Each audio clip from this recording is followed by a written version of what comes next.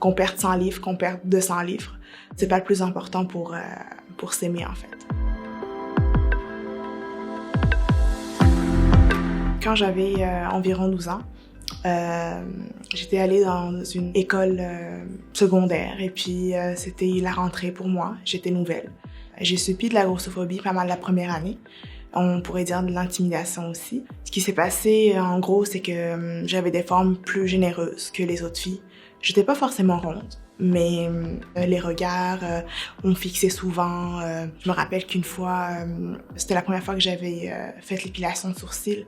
C'était nouveau pour moi, j'étais contente. Et puis on pointait du doigt, on pouvait me dire « Oh, regarde, elle essaie de se faire belle. » Il y a aussi une fois où on m'a lancé un ballon en éducation physique et puis on m'a dit « Hey, la grosse, peux-tu le ramasser? » En fait, ce qui s'est passé, c'est qu'à force de recevoir des commentaires négatifs tout le long, j'ai commencé à manger mes émotions. Et puis petit à petit, j'ai beaucoup grossi. Avec le temps, aux alentours de 16 ans jusqu'à mon jeune âge adulte en fait, je suis moi-même devenue grossophobe, ce qui peut paraître bizarre.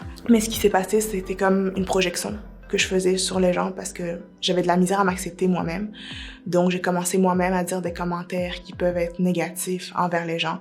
J'évitais les gens en surpoids.